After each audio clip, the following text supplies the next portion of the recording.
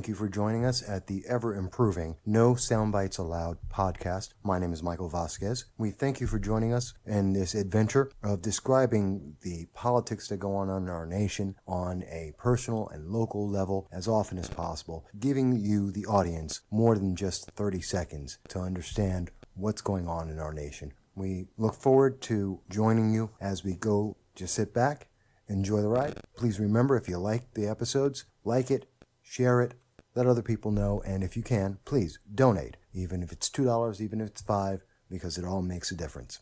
We thank you, and here we go.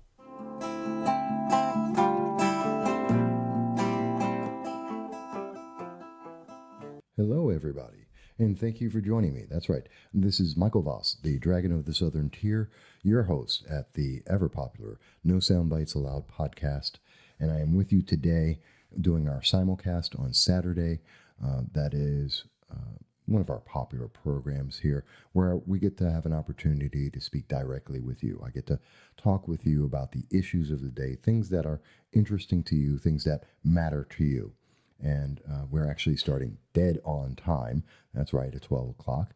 And already we have Tina DeBella, Vic Furman are watching, and I thank you both for joining in. And we always appreciate everybody who comes in and is involved in this, because we're talking about all the things that have been happening to you in this last week. A lot of the topics and issues that most of the major news probably don't touch on. And I hope everyone had a great week, by the way. And everyone is, of course, welcome. And I look forward to hearing any and all of your comments. By the way, Tina, hello. Good to see you there, too. And everybody is welcome here. And every opinion is welcome. Please have no problem telling me that you think I'm wrong or that you want to have a discussion about something. That's what we're here for, to have these kinds of conversations. Now, one of the things that I do want to start off with in this simulcast is just a recap of a couple of things that I saw in this week that I think are very interesting, that have gone on, that I've been involved with, and let you know a little bit about that. And maybe that starts a conversation about a few other things. Now, starting with Monday, actually, I had a great time. I was able to meet with Julie Killian. Now, a lot of people may not be familiar with who she is. She's the lieutenant governor, she's the candidate for lieutenant governor on the Republican side, running with her partner, Marc Molinaro, who's running for the governor's seat. And so I had the opportunity to sit down with her on Monday at the Spot Diner here in the Southern Tier in Binghamton, New York. And it was kind of interesting because it was a small crowd, a small group of people that were there.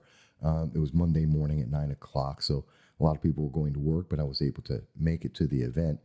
And I taped the event, and we were having a conversation. She got to tell us a little bit about herself, some of her motivations, things she's done. She's been a mayor.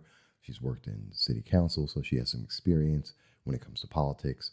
And she's run for the 139th Assembly District, as I recall, and which was unsuccessful, but she had run before. So she's very involved. Mother of 5, very interesting woman. She's about 5'4", just in case anyone wondered. But she's an interesting woman. She's from the Westchester region, just north of New York City. So she is familiar with the downstate politics there. And had a great time to be able to speak with her and talk with her about a few of her issues. Now, her major focus, as she was mentioning, are some of the softer issues, some of the things that the governor isn't directly working on, but ancillary to that. Now, she included in that items like dealing with health care and trying to address some of the other concerns of balancing downstate and upstate. And so that's a very interesting little combination. By the way, I want to say thank you to Blanche Truesdale and Timothy Shore for being here with us as well. And so when I was talking to the candidate for Lieutenant Governor, Julie Killian, I found it interesting because she's an interesting woman in that one of the questions that I was able to ask, which is an issue that's very big for me. I'm a Second Amendment advocate, and I'm very strong. I feel very strongly about those issues and those laws. And I was asking her about the red flag laws. And it appears in her conversation with me that she's not familiar with it at all. Now, I know this is a very important question for a lot of people who are pro 2A or pro Second Amendment advocates, many of the firearm and gun groups and owners out there that have spoken to me have mentioned that this is a very big issue for them. And it's very important to know whether or not things like the SAFE Act, will it be repealed? Talking about the red flag laws, will they be stopped? She's very, very passionate about that. Or rather, they're very passionate about it. And Julie Killian is not. That was not one of the big subjects for her. One of her big things is working on mental health issues. And it's been a matter of contention. So I wanted to get on the record and get a direct answer from her. And at this moment, it seems that she doesn't have a real answer about it. She's not passionate about the Second Amendment. That's the impression that I got in speaking with her. Now, she seemed very competent. She seemed like she's very aware of the politics and economics that affect us all. And she seemed truly interested in trying to lower property taxes for everybody. And that's the conversation that I had with her, and that she's very much involved in trying to make New York State a better place to keep more people here rather than what we're seeing, the mass exodus of 1.2 million people that have occurred under the Cuomo administration. But that's just one of the subjects that, for me, is a very important one, and it gives me pause because we need to have strong advocates on the Second Amendment, especially with all the work I've done on in the last 3, 4, 5 months now, researching the red flag laws. And that's something that's pending in the next session in the state assembly, the state Senate. And we may be seeing this law passed. And because so few people know about it, it's going to wind up being like the SAFE Act, where we're going to wake up one night. And in this case, especially with the way it's structured, you're going to wake up one day, someone's going to be knocking on your door. When you answer it, it'll be the police with a warrant that says, okay, we're going to go in and we're going to search your house and take every firearm that's there. And we're also, if you have any children, because of the rules and regulations in New York State, Child Protective Services is going to turn around. They're going to also take your children. And when you say why, it's going to be because, well, you've been determined to be a danger to yourself and the community, and therefore you don't have the right to have firearms, and we're going to do this to you.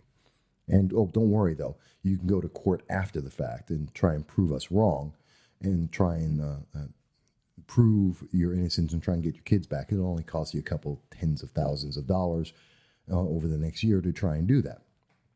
That's a problem for me. And because people are not aware of this law and they're not aware of the consequences of this law, even politicians overall that I've spoken to are not aware of the consequences of this. That's a very scary thing. And when we have politicians who are running who are not aware of that and are not addressing that and don't come off as strong advocates in the Second Amendment, it gives me a pause. So, but other than that, I mean, that's a strong issue for me. Maybe it's not for everyone else, and that's okay. Not everyone has to think the issues I think are important to them. But I know a lot of people feel that's important. And there are 5 million gun owners in New York State, firearm owners. And, when they vote as a block, if they were to ever vote as a block, we would see that block actually win every election. Literally, there is no voting block in New York State. That voting block would outnumber what we've seen in most regular elections and would be able to win any candidate that they wanted, literally. And that's gun owners who are Democrats, who are Republicans, independents, conservatives, libertarians. If they all voted on the Second Amendment issues and said, okay, we have, as in the case of Governor Cuomo, someone who's absolutely against firearms. He's against the Second Amendment. And he's proven that in many, many statements and many, many comments he's made over the years, as well as the laws that he's passed. If gun owners were to vote together, we would see a very different outlook in our political landscape. So I don't know if people find that interesting. The article is up at my website, which is the mvass.com, which is my political commentary site.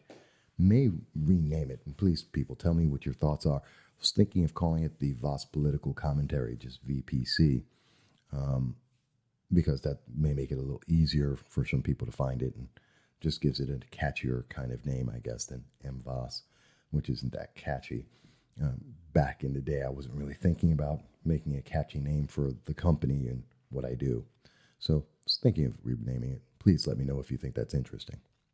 But you can go there and you'll be able to see that article and that interview with her. And, well, it wasn't a formal interview, but that experience with Julie Killian.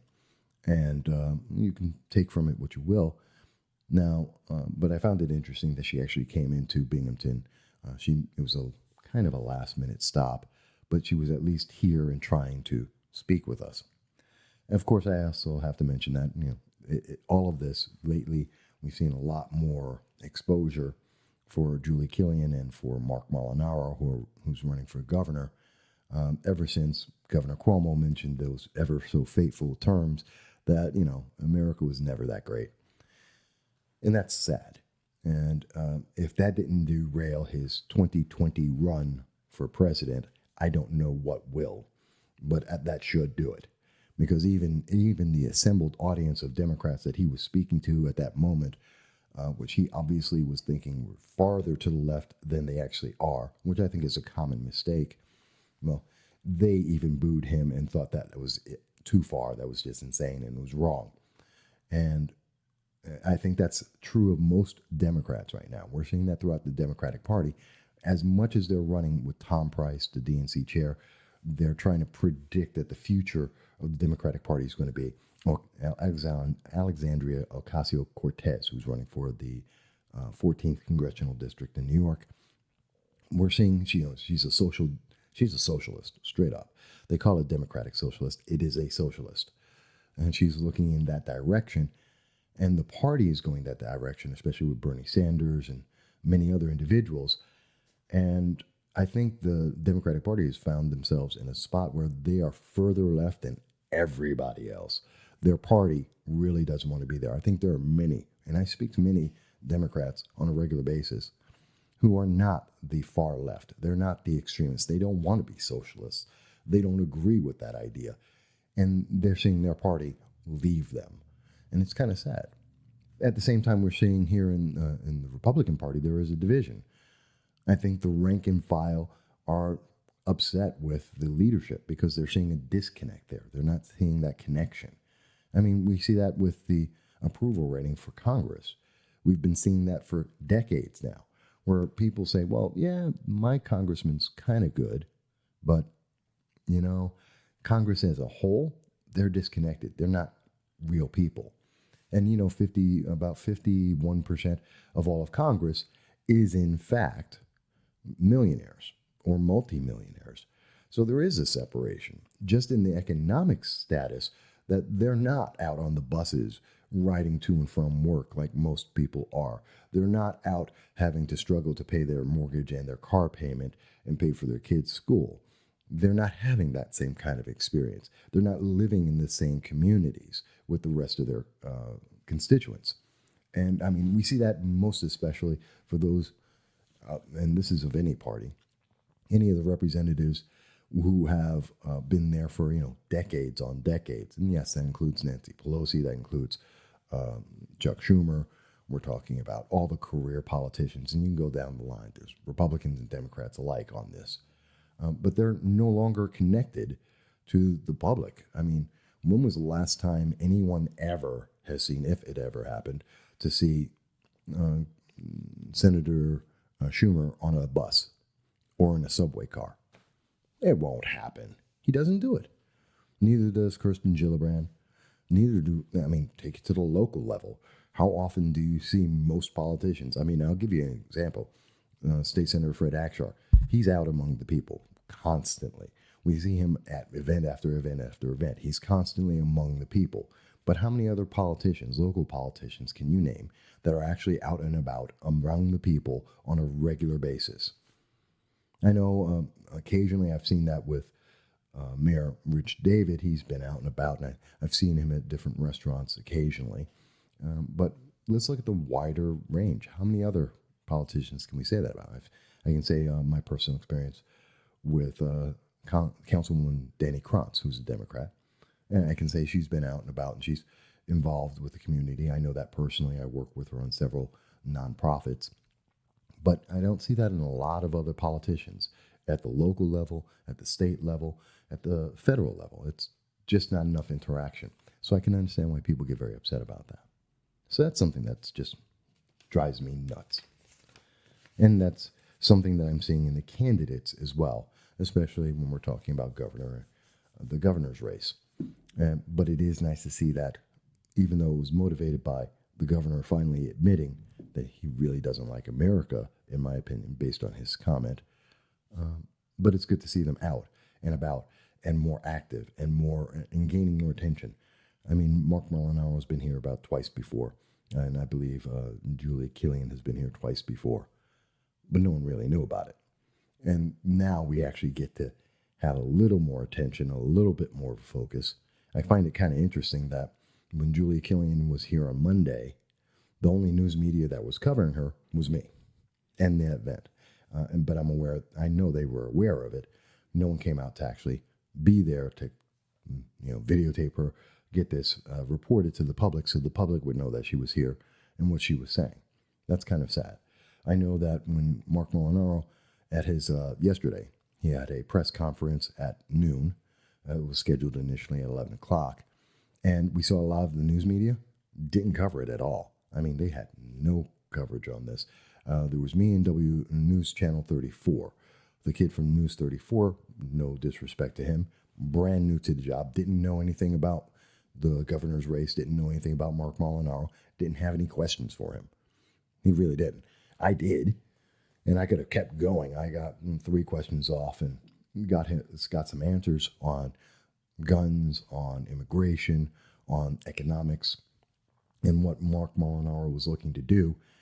So somewhat of an exclusive, because I was the one leading the questions there, but the rest of the news didn't show up there, and the one reporter that was there didn't really know the issues to be able to ask and be able to present that, so the public would have a good idea of who this person is in relation to the election that they're going to be voting on. So that was kind of interesting. I do know that Mr. Molinaro then went around the region and visited a couple of different locations, diners and businesses.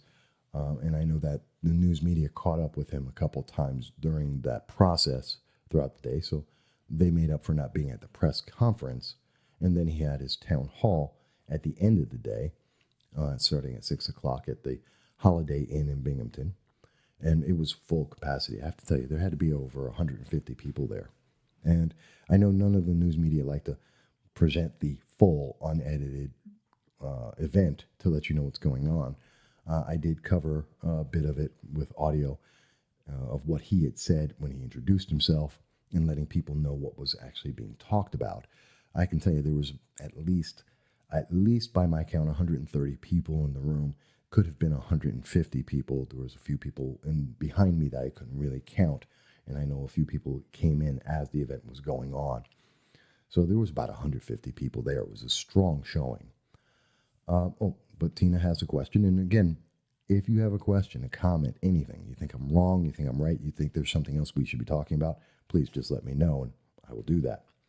And Tina DeBella says, perhaps it's because they are pushing for Cuomo to win and don't want to give time to the Republicans and the Libertarians. Well, I'm glad you're bringing up the Libertarians, because I do want to mention that. That's with the Libertarian candidate is Larry Sharpe. And he and his running mate for lieutenant governor is Andrew Hollister. Now, I've spoken to Andrew in the past, long before he ever ran for office. I've been speaking with him. I know him. He's up in the Syracuse area. And we've had conversations. He's in the Rochester area. And we've had some conversations in the past talking about a lot of issues and a lot of different ideas that are going on. He's a good guy. I know him personally, so I do want to mention that. And I have had a conversation with Larry Sharpe. Actually, I did an interview with him, which you can see on the No Sound Bites Allowed podcast.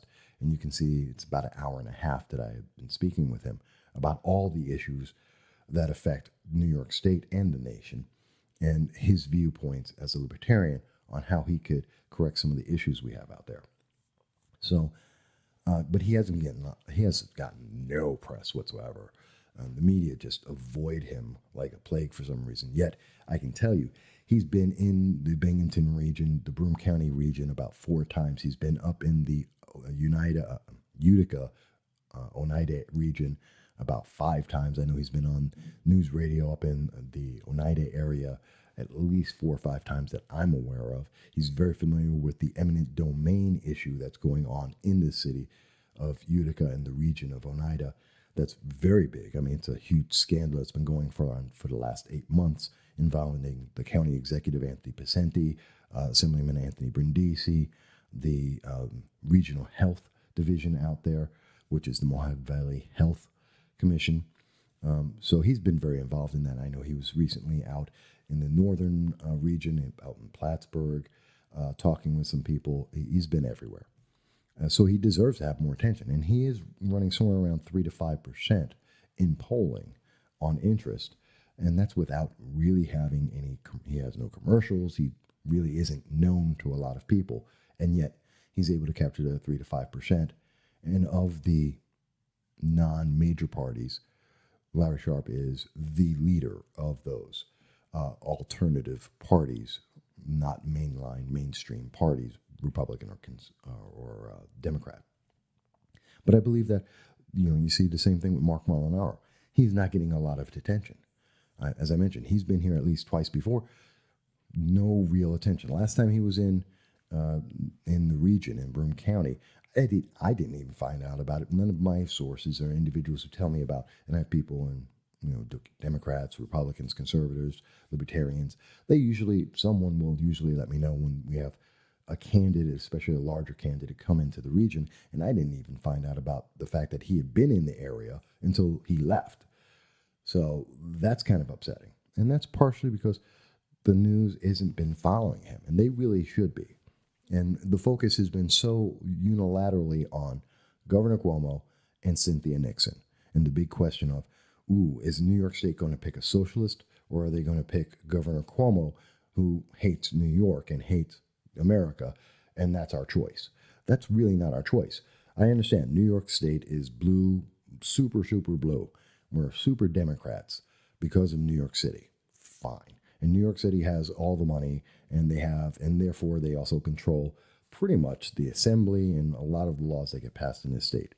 Well, also, Democrats have also been responsible for the downtrend in New York State for the last 60 years.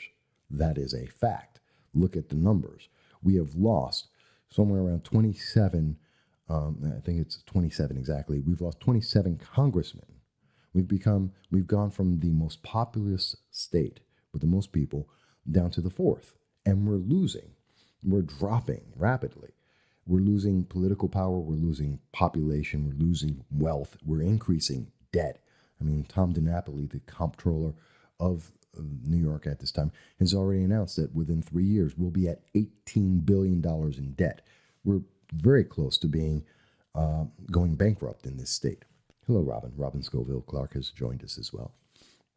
So we're looking at a state that's going to go bankrupt under a control almost unilaterally of Democrats for 60 years, while we've lost population, we've lost wealth, we've lost political power. We know that since 1970s, it was 1972. No, you're never late, Robin. It's great to have you here. Since about 1970s, we've seen that the Assembly has controlled every law that's been passed in New York State. So we've gone 40 years with every law being passed is something that was guided by Democrats. So we have to say, given that there's been that much of a control, our state's that seriously blue, the problems are germinating from that party majority. Now, that doesn't mean that Republicans have no voice in this. They've failed on several things. But, I mean, there's very little control they have. Right now we have the state Senate. And if we lose the state Senate in the 2018 election, then it's going to go back to Democrats, and they will control the Assembly, the state Senate, and quite possibly the governorship. And if you think that a law like the red flag laws will not pass, you're out of your mind. They'll pass that in a heartbeat. I mean, in the Assembly, the vote was 108 to 30 for the red flag bills to get to the state Assembly. the state Senate. And these bills are going to literally take away your due process. I've talked to many, many attorneys about this. I've talked to gun advocates, gun opponents. I've talked to Democrats. I don't know anyone who is outside of the assembly that has voted for this or is aware of it and likes it. I don't know any law enforcement individuals. There is no one. I've talked to news members of the press, letting them know about this to try and raise awareness. And there isn't anyone who likes this law except the New York State Assembly and Governor Cuomo, and therefore it's about to become law. If you think that has anything to do with anything other than the fact that this state is so dominated by one singular party, then you're missing the point. And I disagree with any singular party having control of everything. I don't believe supermajorities are bad. I don't care if that's for Democrats or Republicans. I don't care. It is bad because we need the other side. We need other thoughts. We need the libertarians. We need the conservatives. We need all the different viewpoints to get together and say, okay, let's all talk, because not one group has all the great ideas. Let's put them all together, and somewhere in the middle of everybody's thoughts, we have probably the best idea that will have the best impact, short-term and long-term. That is a failure all politicians have right now, is we are so divided. Everyone's saying they have the only great idea, and they're wrong. I guarantee you. Why? Because no one individual is a brilliant genius. I know too many politicians over the last decade in the central tier, in the central New York and southern tier. I know just about every politician. And I can tell you, they're not running around geniuses. They're not people who, the day they got elected, suddenly their IQ gained 20 points. It didn't happen. They're the same people they were before they got elected. They're just as smart as they were before they got elected. Now, I'm not saying that they're all idiots. No, not at all. There are some who are, but that's besides the point. But they're not all geniuses, and they're not always right. And just because they like an idea doesn't mean it's the right idea. And just because they say it's going to fix a problem doesn't mean it's going to have a long-term fix. It could be a temporary fix that doesn't really address the root causes. And that's a problem. That is a major problem. And we have this impression, and I think it goes back to generations ago. And there's this theme that most people tend to have had. Back in the day, people would always say, well, if it's in the newspaper, it must be true. And then they went to the thought that, well, if it's on TV, it must be true. We now have it so that people will say, well, if it's on the internet, it must be true. That's so wrong. And we think that, and that also goes to our politicians. Well, if our politician said it, it must be true. No, it's not.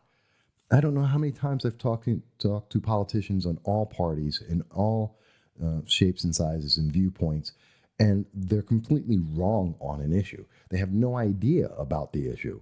And sometimes they're just talking because they've been asked a question and they're afraid to say, I don't know. And I'll give you the example again. Julie Killian, when I was speaking with her, was afraid to say, no, Mike, I don't know about the red flag laws. I don't have a good position on that. I don't really understand it. Okay, you don't. That's fine. There are hundreds of bills out there. I can't expect everyone to know all of them. And not necessarily everyone has enough time like I do to be able to sit back and go, okay, I'm going to spend the next 6 hours watching the news and seeing what's going on and trying to make people aware. That doesn't always happen. So I get that. There's nothing wrong with saying, I don't know the details on it. Maybe they have a general idea of it, but they don't know the details. And ask and say, can you tell me more about that? I'd like to know more about that. So maybe I can research it. Maybe I can give you a better answer if I have more details.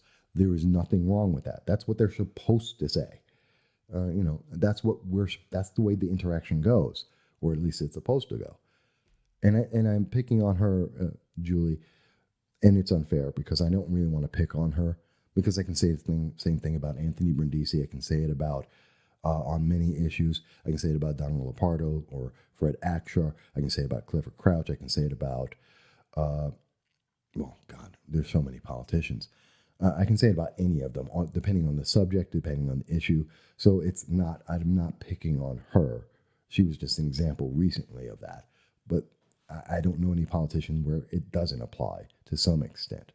And we have to get away from this idea that they are all geniuses and that everything they've decided is the best answer, because it's not. And that's especially true when we're looking at a landslide of thought.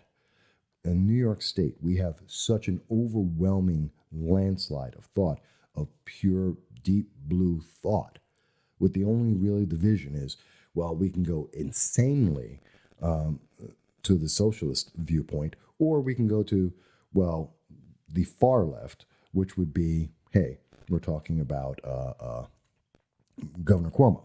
So Governor Cuomo is left of center, far left of center. And then you got the other choices. Well, let's go insanely left of center, which is Alexandria Ocasio-Cortez. Those aren't our choices. They're not the brilliant geniuses of everything in New York politics. No, they don't have the full range. And I mean, if you listen to Alexandria Ocasio-Cortez, she's a great example of what I'm talking about. Woman supposedly has an economics degree. Have you listened to her talk about economics? She has no clue what she's talking about. I have watched people walking down the street have more ideas and better thought out ideas about economics than Alexandria Ocasio-Cortez with her degree. It is insane. It is embarrassing to listen to her speak about economics. She has no concept whatsoever she's talking about. All she knows is social justice. Yay, social justice. Are you insane? It doesn't work.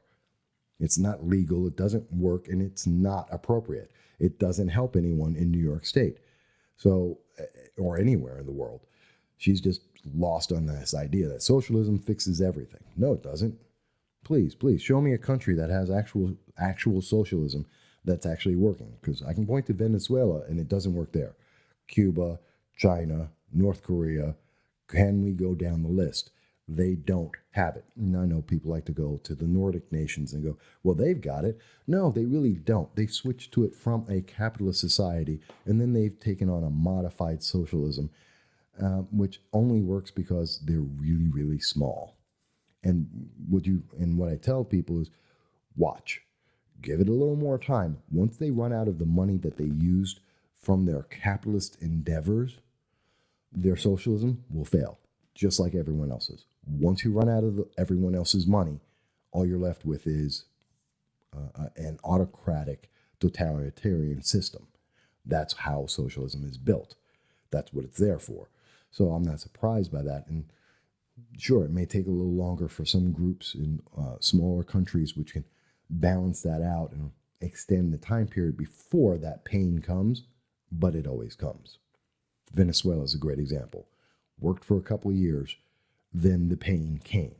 And when it did, we now have riots, fires, police, law enforcement running around in that nation, killing people randomly, people dying. The starvation, the Maduro diet, if you ever want to know what that is, look that up. The Maduro diet, because people are starving to death in the nation. Meanwhile, they have huge oil reserves, and you would think, like Saudi Arabia and some of the Middle East, they have more than enough oil that they should be able to be rich, and are not.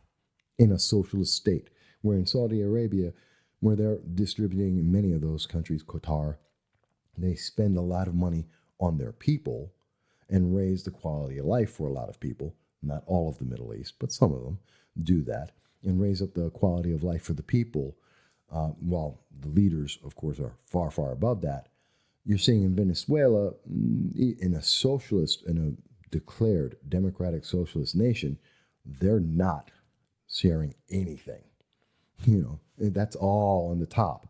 And when it failed, all the businesses closed and people were left with nothing. And that's a problem. And that's what always happens historically. That's what we see every single time. So we have to be aware of that. And we have to worry about that. That's a concern, because it's a rabbit hole. It's a vortex that doesn't go anywhere positively. And for those who don't agree with me on that, one of the first things I would have to tell you is go to a socialist nation and live there. Not visit. Don't go there for a day. Don't go there for a week. You're not going there to be a tourist. Go there, we're going to some vacation spot or some resort or something. No, I'm talking about get an apartment in the middle of the city, live there, and be there for 3 months. 3 months of living amongst the people every day, going out to the store, getting food, living as the people in the area do. Live that for 3 months. Come back and tell me that you think socialism's fantastic. I've yet to hear anyone who's done that and says that. Just doesn't. Okay? No, don't bring over, I mean, if you're coming over as a multi-millionaire into that other nation, that socialist nation, of course you're going to have a very different lifestyle. No kidding. I said live as the people there. Don't spend more than the rest of the people do. Don't have, whether you have access to the money or not, live like the people do, on the same kind of money that the people there do, and live like they do. Don't bring in your extra wealth. Live like them for 3 months. And tell me at the end of that time that you think that socialism is great. I have never heard anyone say that. And up until President Trump being in Utica, I had never met a person from, say, any of the Slavic nations, which would be Russia and that surrounding area. I've only met one individual who's ever said, who came to America, where he has more freedom to speak and to be able to express himself, came to America for a better life, and once he's here, he's saying, well, we should go and become more socialist. That's the first time I've ever seen that, and that was up in Utica, and this was one of the pro-Brindisi, anti-Trump protesters, and I have a picture of him, I have video of him doing this, where he's very much against, America, and for some reason, he left Russia to have a better life, and came over to America, but now he wants us to be more like Russia. That makes no sense to me. He's the only one I've ever seen do that. But I would tell you that go out and speak to anyone from a Slavic nation who's been in a socialist nation, and I guarantee you they're going to tell you 99.99% of the time, they're going to tell you this is better. Socialism sucks. It kills people's lives. It kills people. It harms their lives and makes things worse. That's just my experience. That's my experience, and that's the experience of everyone I've ever talked to who's ever lived in socialism for real. That's just the way it is. But that's one thought. But I did want to talk about that and go over that with everybody because, these are some of the things that are important to talk about and to really delve into. And we don't hear enough about that in the media. It's like when I was doing and I'm mixing a couple of different thoughts here, but on Monday I also had a presentation. And I do want to thank the Americans for Restoring the Constitution, AFRTC. They had invited me to be able to be their guest speaker on Monday, August 20th, to talk about an issue that I thought was important. And I brought up the issue of the red flag legislation that's affecting New York State and the rest of the nation. And this is something that's about to become a national law. You've heard me probably talk about it on and off a couple different times. And the law literally states that for virtually no reason, with the most ridiculous of proof, the government can come in and take firearms from a household without ever giving someone a day in court to prove themselves innocent or to even have a challenge to what's being said against them. And that can, as a consequence, take away their children, which doesn't even address the fact that this is something that's going to affect you socially, financially, work. It's going to have massive repercussions on anyone's individual's life that's affected by this. So I decided I had a conversation, and I had put together about 4 months of research over roughly, I believe I included 80 resources and sources that I looked at for the speech that were included in it, and I have a list of that. And you can, again, go to my website, and you'll be able to see all of my sources that I used, including the Supreme Court decisions that apply to this, showing how there's so many flaws with this. And there's also quotes and comments in my full speech, which, again, is on my website, which is about 8,000 words. I broke it up into 8 parts, so it's not too long to read all at once. Basically, it was a walkthrough from the very beginning of where our Constitution is. So if you have no idea about Second Amendment rights, if you have no idea about what red flags are or what it does or any of that, it will walk you through from the beginning all the way to from what we're looking to do as a nation, what is affected by this law, and how it's affecting people's lives all the way through. So there's enough resources that people can independently look at each and everything I spoke about and how I got to the conclusions I did, as well as understanding what are the basic underlying principles. So that was a great speech. I had a great time talking about it. But I just find it interesting that the news media really abandoned this. Now, I've been spending 4 months trying to get local and national news on board. I do want to give credit to Fox 40, Brina Supardi, one of their anchors, and she's done a great job. I've worked with her up in Utica and a few other locations and other events, news events that we've covered side by side. And she took some interest in this, and she's actually running the ball forward, and she's looking to try and do a more in-depth study on this and is verifying all my sources and all the information that I provided to her because I want this story to get bigger. So I gave her all of my information, all of my sources, so that she can then, all the public sources. There are some private ones that I can't give up just because of the nature of the individual, and they don't want to have a political backlash. But all of my public sources I provided to them so that they can verify this, go through this, and try and move it forward.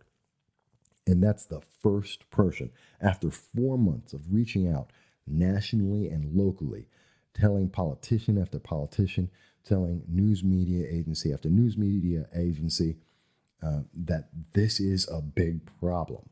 And I've seen lots of isolated individuals talking about this. I've seen very little bit of it on the various Second Amendment organizations other than the Liberty First Foundation, which I do have to admit I am a chairman of the New York chapter of that.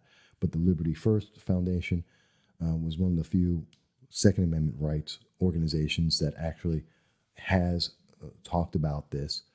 I lead the charge on that, as I said, because I'm part of the organization.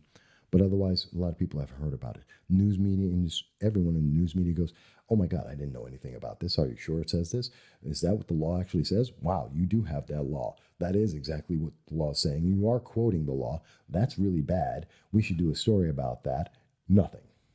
Up until Fox 40, Brina Supardi, who I thank her for taking some time. She came out, she videotaped part of the speech that I was doing, and I know she had time constraints on that, and I know that she's looking into this to see if she can do a bigger story on it. I support her on that. I hope she does, and if she does, I'll be giving her big props on that because I'm so happy that she's going to make it. She has a larger audience than I do at this moment, and I want this story to be out there because you deserve to know what's going on. It's your life. These are laws that are being passed without your knowledge that are going to affect you. And this is important, regardless of whether you agree with me or not. Look into it and tell me that I'm wrong. Okay, that's fine. Support it then. But we need to have a discussion on this, not, Governor Cuomo says he thinks it's a great idea that it is done. That's wrong. We can't do it. That's not how laws are passed in this nation. And that's not the process. And that's not how we solve and get solutions for things. Because this isn't a solution. This is just a punishment for people who have an opinion that Governor Cuomo and some of the Democratic Party do not agree with. And I'm not saying that every Democrat agrees with it 100%. I will tell you, though, but they are willing to vote for it 100%. 108 of them voted for it in the state assembly versus the Republicans who voted against it, 30 of them against it. So there's problems here. There are big problems here. And it's not being resolved. But now we're starting to get some kind of attention there. And I do want to also mention, I thank State Senator Fred Akshar because he took a copy of all of my research, all of my speech, and he's passing that on now to the rest of the New York State Senate so that the rest of the members can look this over. And again, they don't have to agree with me, but this is research that is looking at everything. What's happened in Connecticut with the 1,500 people who have been affected there and the families there. We're talking about the 404 people who've been affected in the state of Indiana since 2006 and how that's affecting that state. And I'm continuing to get information about that. What the two studies that have been done on this, what they have determined and how what they're seeing, the application of this law has nothing to do with the actual wording of the law. And it has no impact on, and it's had no impact on the people that it's supposed to be protecting. It's not doing it. And we've even found out, and I've shared with them, the most recent data. I mean, since March till June, 450 people in Florida have had this law affect them negatively, taking away their guns and affecting their kids. And that's the fastest rate anywhere in the nation. And that is a pure abuse, purely abusive, the way this law is applied, even though, and that's because the law is so vague and useless. So this is something I shared with them. So I do want to thank State Senator Fred Axelrod for making the rest of the New York State Senate aware of this.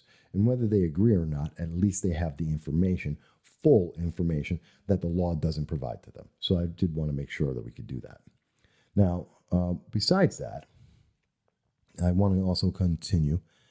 So that's another couple of thoughts that I had, and I wanted to share that with you. But I'm going to take a slightly different tack here. I want to go into something that's a little different. Pull out speaking. So something that a lot of people are not aware of. Say, I'm a political junkie. I watch political news all day. This is what I do. I watch political news. I watch C-SPAN.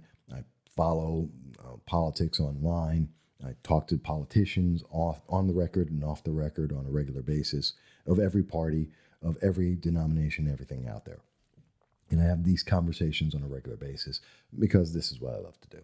And I do enjoy it. And I do thank you, each and every one of you, for checking out and listening and hearing this. Whether you agree or you disagree, it doesn't matter. I know Robin agreed with part of what I was saying, and I appreciate that, and I thank you for that. But not everyone does, and that's okay, because that's why it's America. That's why we have these conversations. So I'm a political junkie. And so before I came on today here with the podcast, of course, I was listening to, what do you know, C-SPAN, because I ran into something that I thought was really interesting. I started listening to it at about 10 o'clock this morning on C-SPAN. I was doing some other work. I had that in the background. And the Democratic National Committee is currently in Chicago. Now, one of the great things I want to say about that is, with the Democratic National Committee having their summer meeting about how they're going to deal with the 2020 election and elections going forward, setting up their rules and rules of conduct for the party going forward, I caught my attention. And I can't wait to see the news reports on Sunday and Monday when we get to hear the Democratic National Committee talk about how they did such a great job coming together and having this wonderful event, and not one of them will mention the violence in the city of Chicago while they were there. I tell you, there's going to be at least 20 people who were shot in Chicago, because there always is at least 20 people shot in Chicago, with at least 3 or 4 of them dead, which is a sad thing to say, but at the same thing, it's a real thing to say. And I guarantee you that none of the people, including Maxine Waters, who was at the event, including Tom Price, who was at the event, we're not going to hear anyone from the Democratic National Committee say a word about the violence in Chicago. They're not going to talk about the fact that all the efforts for gun control have failed in Chicago, that the red flag laws, which are in the state of Illinois, have failed for the state of Chicago, that all the gun confiscation rules and regulations and restrictions and gun control have completely failed in the city of Chicago and the state of Illinois, and that all of their rhetoric about this is completely useless because it doesn't work, and it isn't working. And while the DNC is going to be in Chicago, I guarantee you the numbers are going to be the same as they have been consistently, which will be at least 20 people shot, at least 3 or 4 people killed. And they're going to say nothing. They're going to just, oh, that didn't happen. Did that happen while we were in a convention? Maybe we could have talked about that issue, gun control, reducing the number of mass shootings, the number of individual shootings, the number of gang shootings, drug-related shootings. Maybe they want to have a conversation about that, and maybe they should, as a party, that Democratic National Committee, set a guideline and a goal to try and address this with some legislation that actually makes a difference. But you know what? They're not going to do that. And you're going to hear nothing about that, which in and of itself is a disservice to the rank and file Democrats that are in Chicago and across the nation and deserve better than that. If they're going to meet in Chicago, they should actually talk about the most prevalent and impactful issue in the state of Chicago, which is the amount of shootings that are going on there. But we don't, that's just par for course very often with the Democratic Party leadership. Again, I make a difference between the leadership and the rank and file. I know lots of rank and file Democrats, as well as Republicans, conservatives, libertarians, who I think are very thoughtful, interesting people that really know what they're talking about. Then I see the leadership, and oh my God, they're off on their own little trip and they have no idea what they're talking about. And they're trying to promote ideas that no one else agrees with. They just think it's great. But I was watching C-SPAN about this, and I have to tell you, it's really interesting watching what the Democratic Party is doing right there, because they're talking about the superdelegates. Remember in 2016, the reason why Bernie Sanders could not become president or get the nomination from the Democratic Party was because no matter how many people were voting for him, and again, rank and file members of the Democratic Party, no matter how many of them thought he was great, no matter how many of them were voting for him, he could not win because superdelegates. And all the superdelegates were for Hillary Clinton. And superdelegates count more than rank and file people. And therefore, she was going to win no matter what Bernie did. Bernie could win every single primary and caucus around the nation. And because Hillary Clinton was getting all of the superdelegates, she was going to win the nomination for 2016 for president. And Democrats across the nation were pissed. They were upset, and rightly so, that their party was stealing the election from them. Something that was confirmed later on by Debbie Wasserman Schultz, who was the then president of the DNC, now replaced by Tom Price, and also by Donna Brazile, a high-ranking member in the Democratic Party. So we know for a fact they stole the party. This wasn't Russia's influence. This was the Democratic Party's influence on the people saying, we're going to pick somebody for you. And I absolutely do not support this. I hate when I see this happen at the local level, the state, federal, anywhere. I do not agree when the leadership of a party says that they should make a decision and everyone else just has to deal with it. I don't stand for it in the Republican Party. I've had many arguments about that at the local level and the state level, and I will continue to have many arguments about that. We do not have, and we should not have, a leadership in any party, local level or above, that says, here's the answer, and you're going to get that. Great example in the Broome County Sheriff race. I know Sheriff Harder. He's a good man. I have no problem with him. Do I agree that Jason Ellis should have been kicked out of that race because the Broome County GOP decided to get rid of him? No. Would Jason Ellis have been removed from the race anyway because he didn't have enough petitions? Yes. That would have happened anyway. It should have been someone else. The leadership did not get to make that choice for the people. Someone in the people should have made that choice for them. Period. And I don't care that the outcome would have been exactly the same. It's the fact that this is about the people, not the leadership. The leadership goes with what the people say. That's what it's supposed to be about. So when I'm watching C-SPAN today, and I'm watching again the leadership of the Democratic Party, Tom Price and others, Donna Brazile, Maxine Waters, they're all in Chicago, and they're making a decision, and their argument right now is, well, we should change it so that the superdelegates don't get to vote on who's going to be president, who's going to get the nomination for the Democratic Party to run for president in 2020 or maybe even beyond that. And you've got to hear this. They are going absolutely ballistic. Democrats are like, some of those who want to keep the superdelegate program, which allows the Democratic Party to decide who's going to be the nomination, not the Democrats themselves, not the rank and file members. It allows the leadership to make a decision. Well, they're trying to allege that, hundreds of people who are black or Hispanic or lesbian and gay and handicapped, that they're just going to have their votes eliminated. They're just nullifying those people. They'll never have a comment. Well, wait a minute. That's not true, because the rank and file members who happen to be black or white or Hispanic or gay or lesbian, who are handicapped or not, white, whomever they are in the Democratic Party, they still get to vote.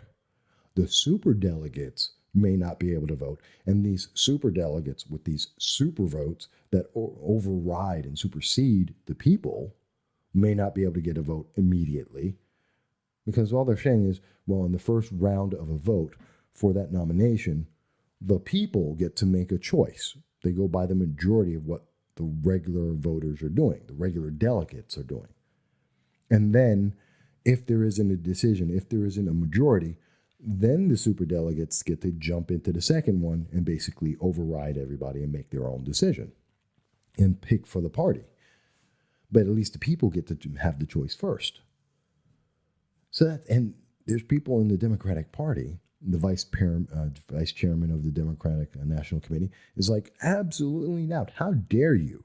You know, I've been a Democrat for 30 years, been running around, been a delegate for 30 years, and you cannot take away my right to vote. And my vote counts more.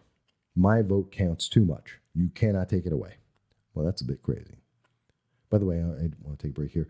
Brett Truitt, I want to thank you for being here. And Melanie Turbus, I thank you for being here as we're talking. And we're covering a lot of ground. I've been talking about Julie Killian, Marc Molinaro, Governor Cuomo, talking about a little bit about the red flags, talking about voting rights. We're talking about the Democratic National Committee in Chicago, in C-SPAN today, starting at 10 o'clock, that I was covering that. And I just find it really interesting that we're watching and it's available to you. Go to C-SPAN. You know, you can look it up yourself. You can see this, this coverage of this. I saw it from 10 o'clock live, but it's available to you. That will tell you, this is what we're looking at, the future of the parties in America, where we're having, or at least in the Democratic Party for sure, but quite possibly other parties, where the leadership are telling everyone else, this is what you're going to do. This is all you could do. And we see that with politicians, especially in New York State, because it is such a one-sided viewpoint. We have leadership saying, we've made a decision and you're going to agree. You're going to prove it. Oh, by the way, and Brett mentions so much to talk about. Thanks for speaking out. Well, that's what I'm here for. And Brett, thank you for listening in and sharing this with people and letting people know, both on the website, on the podcast of the this is being simulcast, so to be reposted under the No Sound Bites Allowed podcast, and just on Facebook. Share it away. Let people know. They don't have to agree with me, but they should be able to hear and know for themselves what's going on. Hey, Kelly Wildner is on today, and I thank you, Kelly. It's fantastic to have you here. And I really enjoyed speaking with you yesterday.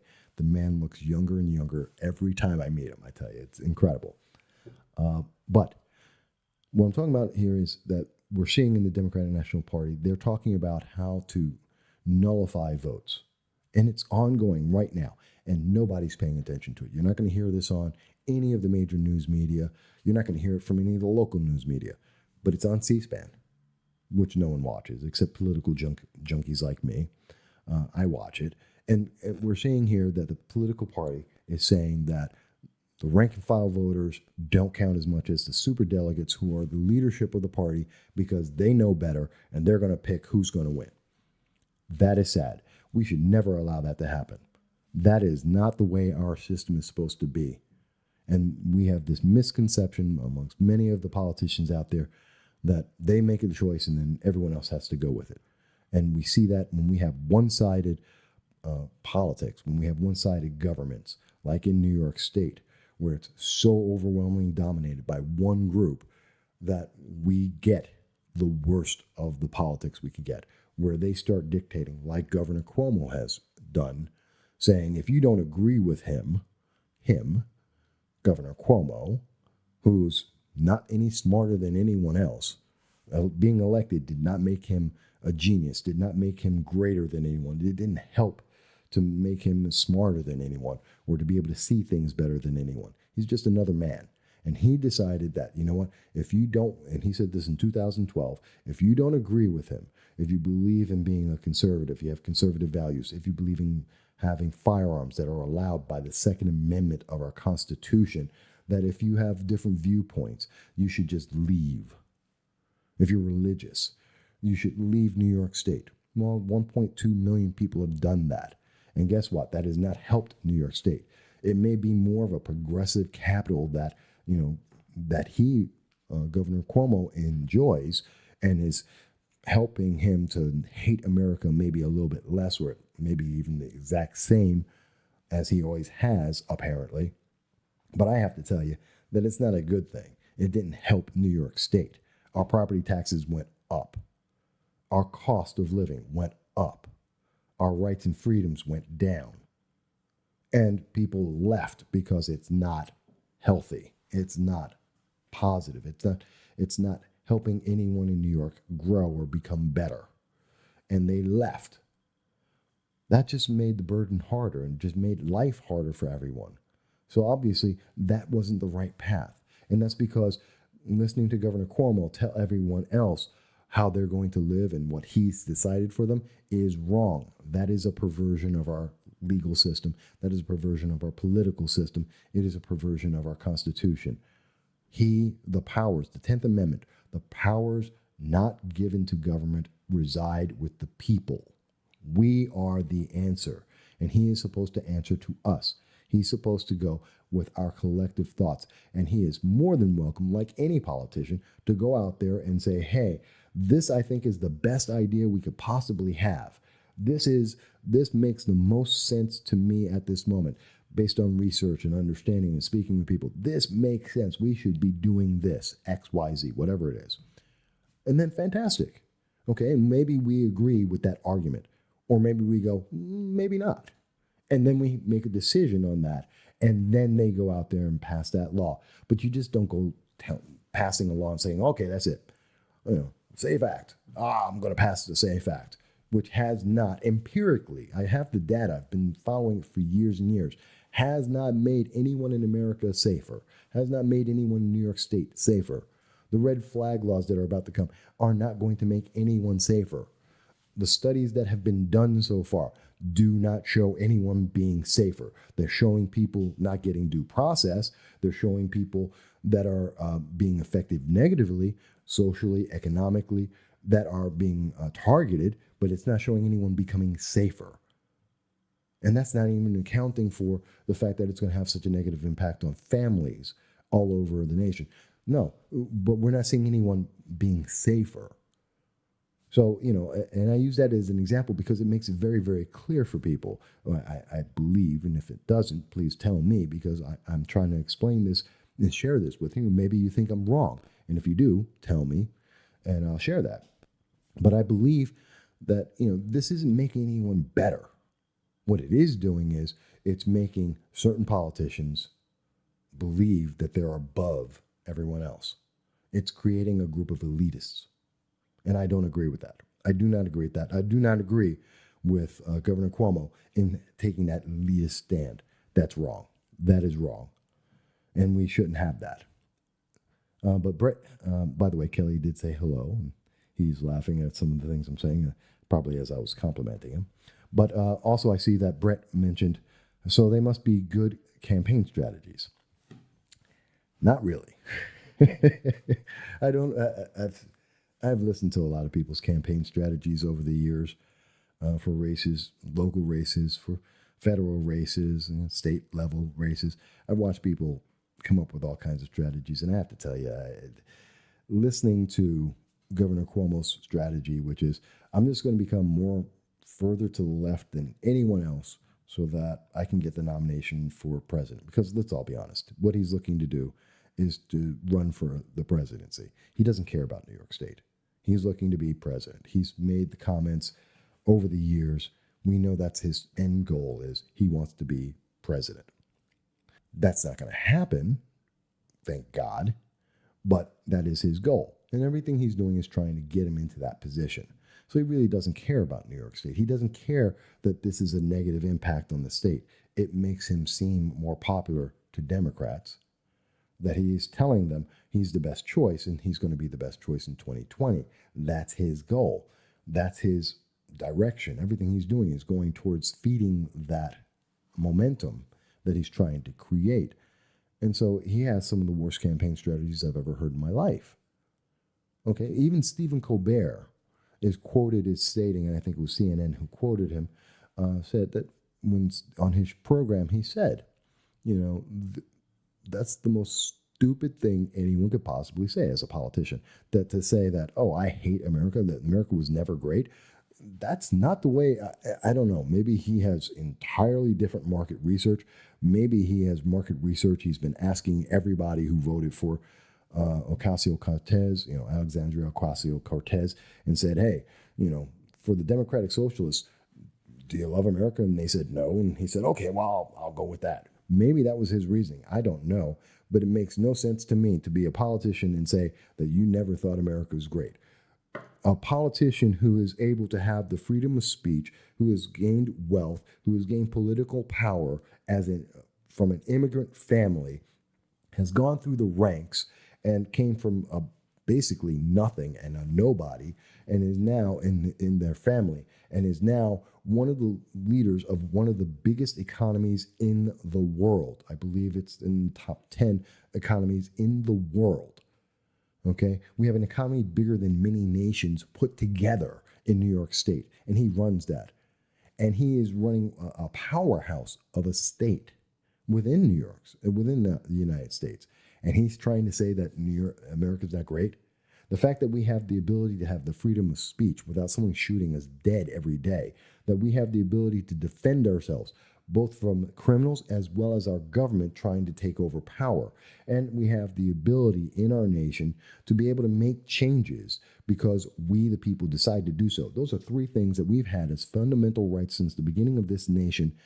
And guess what? That makes America great. Name another nation that has those three things all at the same time. And we'll stop right there. Name another country that has all three of these things at the same time. You just don't. Okay. Kelly's going to go and watch Jersey Shore. Thank you for taking the time to listen in, Kelly. I thank you for your support. I'm glad you were here. And you can always check it out on the podcast. I know you listen to it. The No Sound Bites Allowed podcast will be reposting this later. But as I was saying, and I do want to thank Charles Alvarez and Clay Cool for joining in and watching as well. But it's insane for me to hear someone say this, and I just cannot deal with this concept of someone saying that America is not great, and yet they're taking advantage of the very things that made this nation great to do that. And we need to address these things. I mean, when I listened to Marc Molinaro speak yesterday, he's telling me about a gentleman. He told me his history, and it's available. You can look it up. He was talking about the fact that he was the youngest mayor in the nation. And he was one of the youngest county executives in the nation. And he's gone around and he's done this in America because some of his, I believe it was the Post family that he mentioned, encouraged him to do so because he wanted to make a change, because he wanted to make America better. He wanted to make his community better. And that's how he got into politics, which I got to respect and I love. And that's a great reason. And so he did this. Tell me how America's not great when a 19-year-old can become mayor and they can go out and they can affect our nation and be able to lead our nation, whether at the local level, federal, state, that they were able to do this. Hey, Chris Kendall's watching as well. So Marc Molinaro was speaking about this, about how he was able to move up through the ranks, to gain experience, to go through the process, to be able to lead his community in a greater and greater way on bigger and bigger offices and positions in government, leading to him now at 42, running for governor. Name another nation in the world where that is possible, and then tell me that America is not great. You just can't do that. You just can't do that. It doesn't exist. So it gets me very upset when I listen to people like Governor Cuomo, when I listen to people like Alexandria Ocasio-Cortez, when they tell me that America's not great and that the only answer is we have to listen to some politician who decided that for no good reason that they're smarter than everyone else, and so you have to just live with it and deal with it and do what they say because they said so. That's what socialism, that's what happens in socialism. That's correct. You know, the leadership tells everyone, well, we know better, so you're going to do it. But that doesn't work. It's never worked ever. And God help us. You know, I listen to Alexandria Ocasio-Cortez on a regular basis. I've listened to Cynthia Nixon speak. They have no idea what they're talking about. Economically, political, geopolitically, they don't know what they're talking about. I've listened to a lot of things that Governor Cuomo has said. And, you know, while he may have some better idea, his viewpoints, his conclusions have been horrible. And I don't need to be a genius to say that because Tom DiNapoli, the state comptroller, has said we're going into debt. We're going to be doubling the debt of New York State. In 3 years, we will be at $18 billion in debt. Obviously, Governor Cuomo doesn't have a very good hold on economics. We've lost 1.2 million people. We have lost over 20,000 businesses in the state of New York over the past 8 years under Governor Cuomo. He doesn't understand politics. He doesn't understand economics. He doesn't build a government. We have been bouncing for the last decade between 50th and 49th on business friendliness, which means that this is the ability of businesses to come into or be created in New York State and grow. We're 49 or 50 consistently for like a decade. Governor Cuomo obviously doesn't know about, he may have an idea. Let me correct that. He has an idea about economics. It's the wrong idea. And I say that not because I know him personally. I say that because I see the impact and the effect that his economic policies have had. And everyone keeps saying the answer is very simple. Ask any economist and ask them for a non-political answer. And everyone starts with the same thing. Cut the tax rates. Start there. Except Governor Cuomo can't seem to get that through his mind, and instead he wants to increase taxes and take away more money. The more people that leave, the more money he wants to take from the people who are left. And that's supposed to make it work better. And while he's bringing in this money, and here's the problem that we have at the federal level, the state level, and local level. What else is he doing? He's spending more money than he can possibly bring in. And that's sad. Brett asked a question here, and I thank you. And by the way, anyone can ask questions at any time. This is not just me just spewing out. I'm listening to you guys too. And Brett asked, can you repeat people lost figure and hole in budget? Got the 20,000 business. Okay. I think you're asking me. So the result of the Cuomo administration, Andrew Cuomo, over the last decade has been that we have lost, actually within the last 8 years, we have lost at this moment approximately 1.2 million people. We've been losing about 110,000 people per year since he's been in office. So we're at 1.2. We may have somewhere around 1.3 million people who leave New York State, assuming that Governor Cuomo gets elected out of office by the end of this year. And that is a fact. And that means that we're going to lose 2 members of Congress at least, guaranteed in 2020, unless we somehow regain over a million people before the 2020 census. We're going to lose 2 members of Congress, 2 seats, and make New York even less important politically in the United States. In addition to that, along with those 1.3 million people, we have lost approximately 20,000 businesses. Small and mid-sized businesses, and some large businesses as well, have all left New York State. Now, that's because a lot of the people who left owned those businesses or created businesses, and they took them out of New York State. It's too expensive. It's not good for them. So we had 1.3 million people leave. They took 20,000 businesses with them. The total, it is estimated in revenues, tax revenues that left with them, is somewhere approximately $1.5 billion, at least. I've seen numbers that estimate far, far more. And I've seen someone, I think, estimated $1 trillion. But really, We've lost billions of dollars in revenue that walked out the door. That's not just because of the taxes that that the 1.3 million people paid, but we're also looking at the businesses that they created. They took that out. So all the people who worked for them aren't working anymore.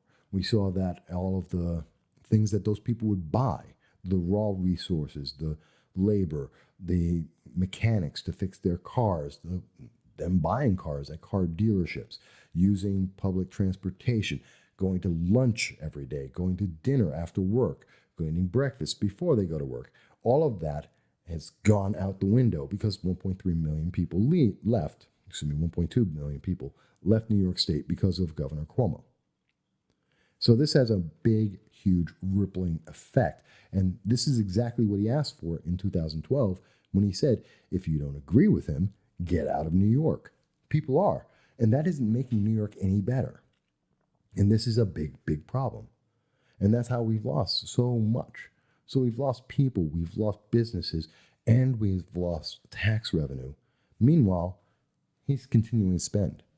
Our spending has not gone down. It's actually gone up.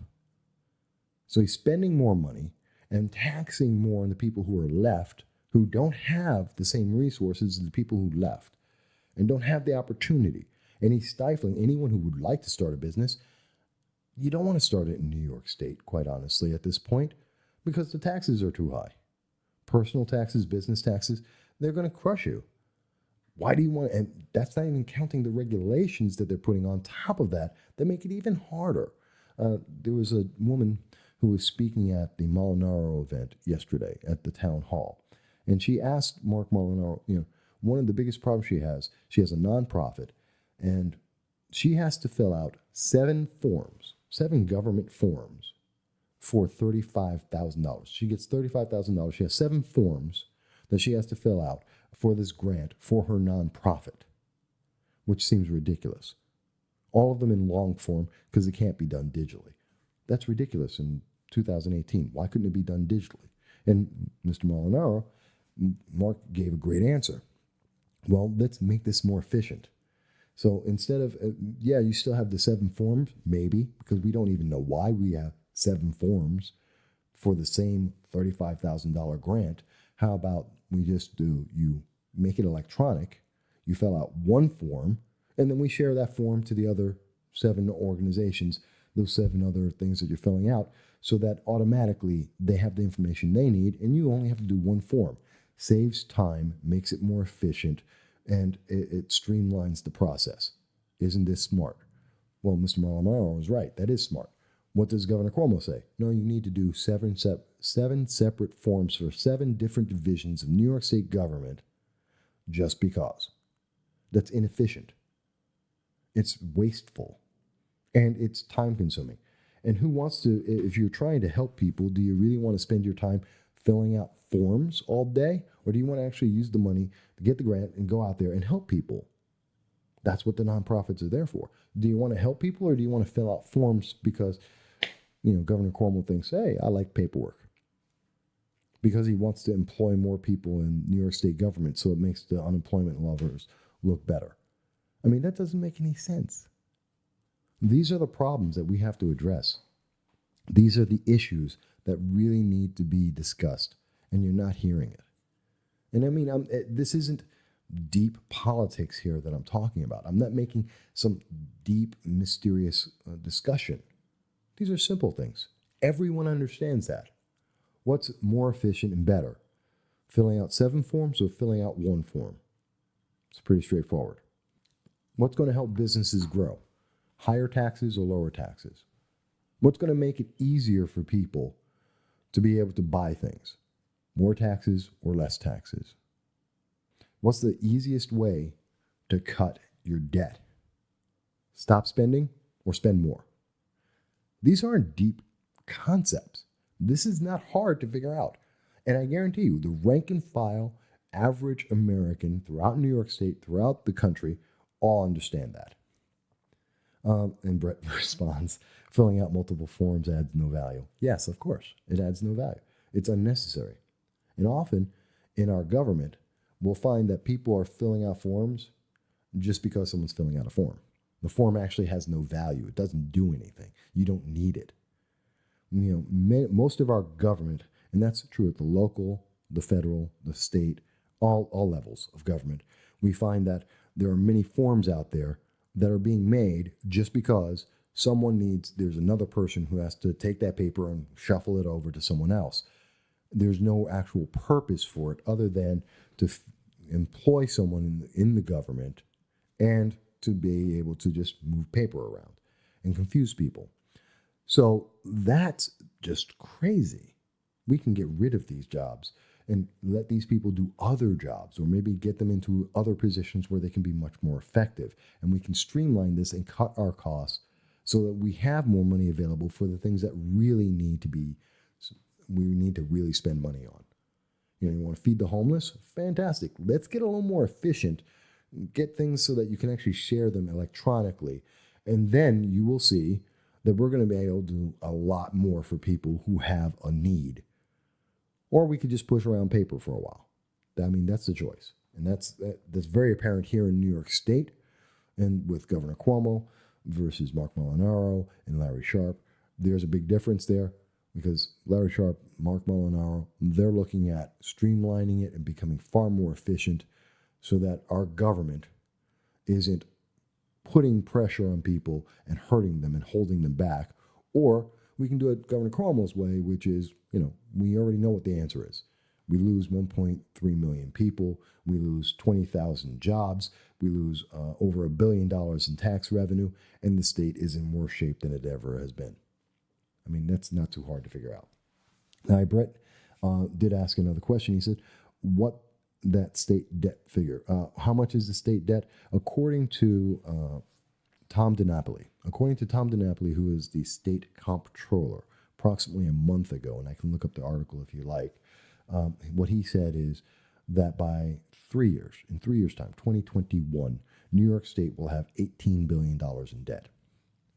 And since I'm talking about it, let me pull it up for you and I'll tell you exactly.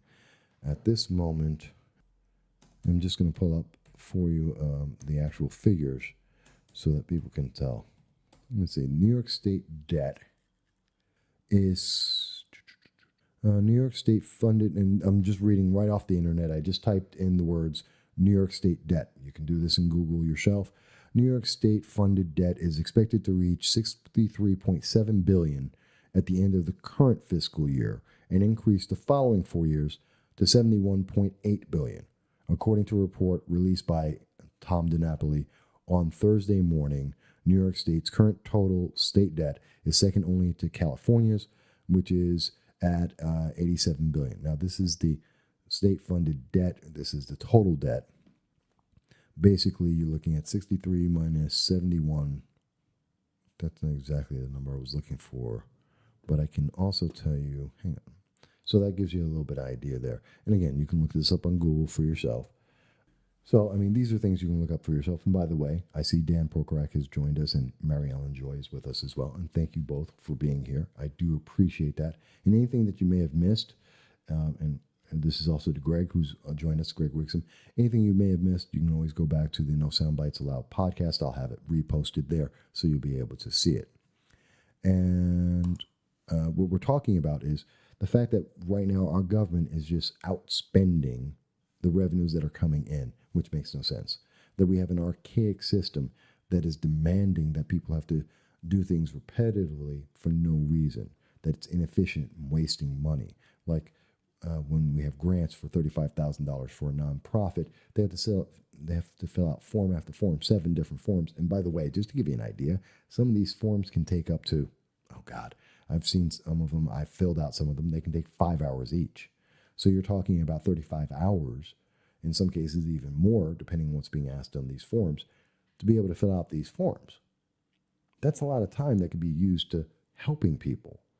But instead, it's used to do paperwork because, the government says so, rather than getting one form and having it split out.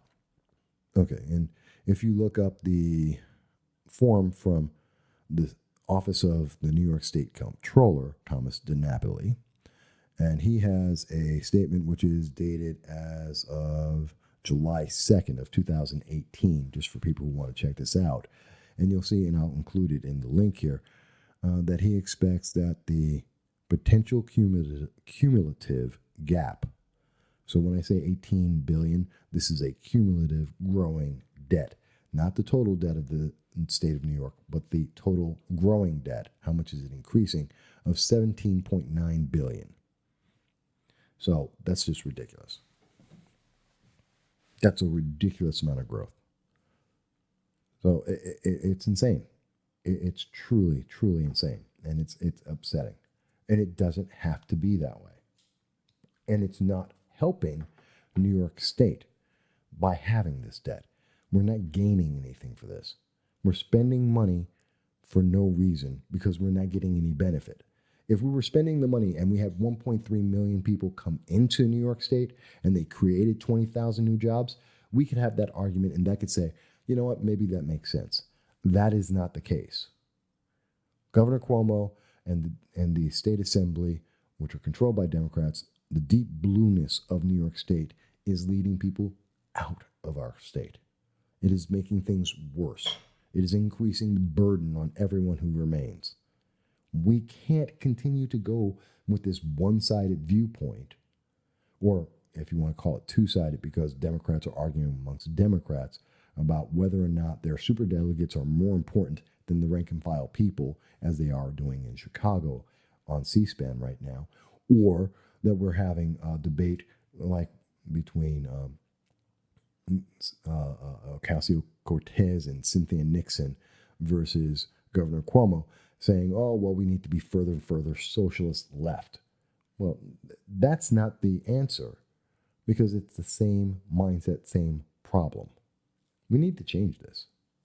Maybe you think I'm wrong. Maybe you think it's fantastic the way we're going, that we're having a wonderful growth, that everyone is getting everything that they need, and that this is as efficient as it can be. And I really don't think anyone can actually argue this. I really can't see the other side of saying, well, no, Mike, you're wrong.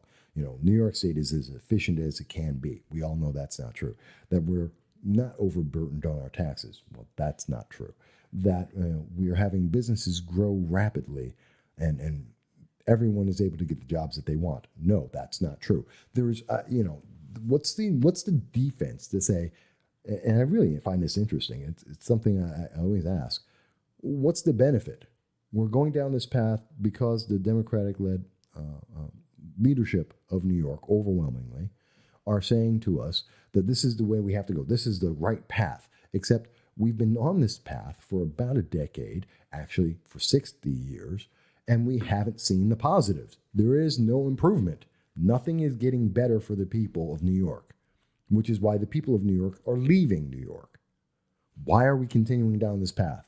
Why are we continuing to do the same thing? I don't understand it. And I can't, and I have yet to hear Democrats tell me, oh, Mike, well, no, you just missed this one piece of data and you'd understand it. Instead, we get people like Matt Ryan, who's running for the Broome County Sheriff's Office, and he's out there going, well, I'm not even going to try and be a sheriff. I'm just going to be a social activist for social justice. That's why he's running for county. This is what it's come down to. We have people who are running for offices like Matt Ryan, running for Broome County Sheriff, because he wants to be an activist. He doesn't want to even do the job. He wants to be an activist. What is wrong? We need to do something different. This is wrong. Brett mentions info, New York State on debt. See July 2018 report here. Yeah, that's the report I just mentioned, Brett. It's on from July 2nd.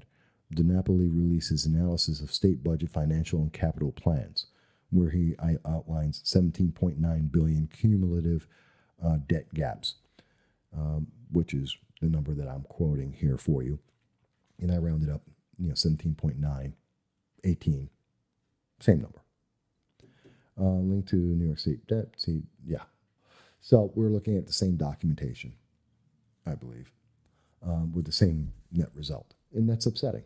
That is upsetting that we're having so much debt and we have nothing to show for it. That we have so much government intervention and we have nothing to show for it. That we have so much more potential government intervention with the red flag laws affecting us in so many other ways. That is so ripe for potential abuse and misuse and just attacks on individuals for no reason whatsoever, and political reasons and partisan reasons as well. We're about to pass these laws, and there is no positive outcome. Why are we doing this? Why are we allowing this to be done in our name? There is no benefit. How can we do this? Well, the reason they're doing it is because we have some politicians who are standing up telling everyone else, this is what you're going to do. And because they're saying it on TV and the internet, we have this mass mindset that says, well, it must be true. No, it's not. No, it's not. And it doesn't take a genius to figure out how it's not, because we have the numbers, we have the data. It's all there in front of us. And I know in the news media, most of them do not want to talk about it, but it's there. And one of the great things about the internet as it exists right now is we can just go and search it, as Brett did, to confirm the numbers that I was talking about and verified exactly what I meant, exactly the numbers I quoted. Because I don't want to misquote the numbers. And I know that people are going to check this out and say, Mike, you're wrong. No, here it is. Here's the information. Because I want to be accurate. It's insane. And believe it or not, folks, this has been an hour and a half already. It goes by so fast. It goes by so quickly. And I do appreciate and I do enjoy having these conversations with everybody, talking about the different issues that you think are important, and your input, your conversation with me, talking about these things. And maybe you agree only 50%, maybe you agree 25%, maybe you agree 100%. You shouldn't agree with me 100%. No one should agree with anyone 100% when it comes to politics. But maybe you do. Okay. It's that kind of conversation that I really enjoy. I like being checked on and questioned and made sure I know what I'm talking about. So it's always important. And I love the interaction with everybody here, because you guys make it all worthwhile. And Brett has a final thought here. I've been told to move for years, take my business elsewhere, but didn't want to give in. The issues of this group here in Utica, called No Hospital Downtown, just might be the thing to change this. That is a great example. Yes, Brett. I know Brett's involved with the No Hospital Downtown. And as I had mentioned a little earlier, we're talking about the eminent domain issue out there, which is with Anthony Picente and Anthony Brindisi, Scott, I forget Scott's last name. Starts with a P. He's in charge of the Mohawk Valley Health Commission. And we see this, where when we don't talk about this, where we don't get involved, and we allow politicians to do backdoor deals, making up decisions on their side, and then turning around and telling the public that you have no choice, that's wrong. That is wrong. Anthony Brindisi is a big champion of this, and you can look up the No Hospital Downtown. Scott Parra, that's it, Scott Parra. Thank you, Brett. You can check this out for yourself. Look at the emails. Look at the conversations that have been had about this, and how government is telling people what's going to happen, and it's not in the best interest of the public. It's just because the politicians want it. I disagree with that. That's what this whole thing's been about. America is great. It is great. And we have great examples of it. The fact that I was able to speak with Julie Killian on Monday, that I was able to speak with Marc Molinaro, the fact that I was able to give a speech on the red flag legislation, and that this is all available online. And you can look this up and see my coverage of it, and see the video of it, and hear the audio of it. The fact that we can do that, yeah, America is great. Because I'm not shot in the head. I'm not being dragged off to a jail cell. And neither are you for hearing it. America is great. Some people don't want you to think that, but I want you to know that. But with that said, I thank you for today's episode, the Simulcast on Facebook Live, with you and the No Sound Bites Allowed podcast. You'll hear, if you missed any part of this, you can always go back to the No Sound Bites Allowed podcast site, and you'll be able to hear, and we're going to repost this, so it'll be available for everyone if you want to. And if you have more if you want to look into more information about the red flag laws, you can go to mvass.com, and we have the entire speech, all the research and video that'll be available for the public there, so you can look into it yourself and see what I'm talking about, and to let politicians as well as the news media know that we need to talk about this more. And you'll be able to see the conversations I had with Julie Killian and Marc Molinaro when I covered them this week and when they were here in Binghamton, New York, running for their races. So with that said, I thank everyone. I'm looking forward to speaking with you all again very, very soon. And until then, I want everyone to be well. Thank you.